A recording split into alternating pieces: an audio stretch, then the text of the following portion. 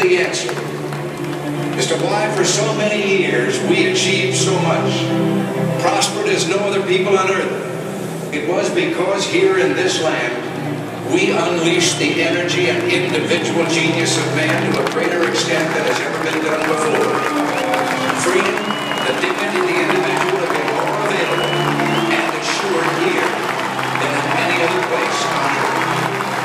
The price for this freedom at times has been high, but we have never been unwilling to pay that price. Those who say that we're in a time when there are no heroes, they just don't know where to look. The sloping hills of Arlington National Cemetery, with its row upon row of simple white markers, bearing crosses or stars of David, they add up to only a tiny fraction of the price that has been paid for our freedom. Each one of those markers is a monument to the kind of hero I spoke of earlier. Their lives ended in places called Belleau Wood, the Argonne, Omaha Beach, Salerno, and halfway around the world on Guadalcanal, Tarawa, Pork Chop Hill, the Chosin Reservoir, and in 100 rice paddies and jungles of a place called Vietnam. Under one such marker lies a young man, Martin Treptow, who left his job in a small-town barber shop in 1917 to go to France with the famed Rainbow Division.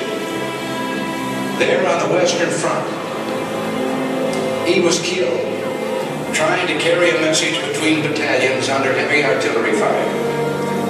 We're told that on his body was found a diary. On the flyleaf, under the heading, "My Pledge," he had written these words: "America must win this war. Therefore I will work, I will save, I will sacrifice, I will endure. I will fight cheerfully and do my utmost as if the issue of the whole struggle depended on me alone." We must realize that no arsenal or no weapon in the arsenals of the world is so formidable as the will and moral courage of free men and women. It is a weapon our adversaries in today's world do not have.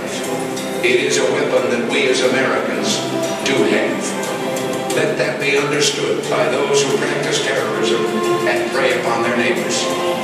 As for the enemies of freedom, those who are potential adversaries, they will be reminded that peace is the highest aspiration of the American people. We will negotiate for it, sacrifice for it. We will not surrender for it now or ever. We are Americans.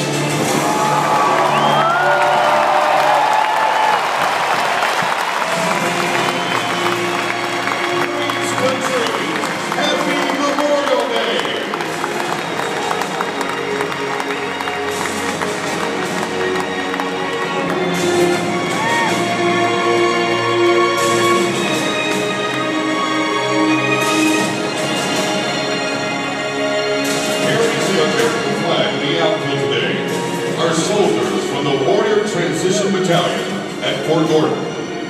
Most of these soldiers are recipients of the Purple Hearts.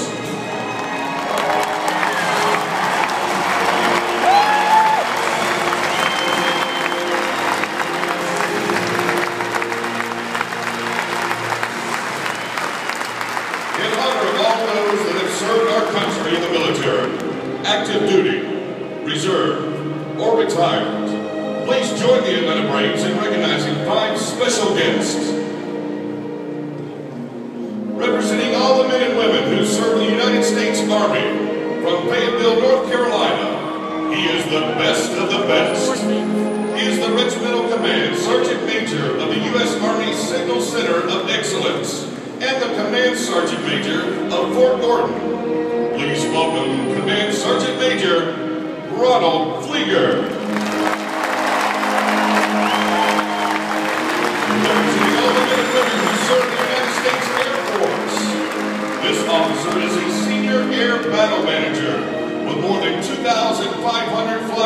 hours in the E-8 aircraft and has more than 680 combat hours in support of Operations Enduring Freedom and Odyssey Dawn. Please welcome Major Scott Doobie.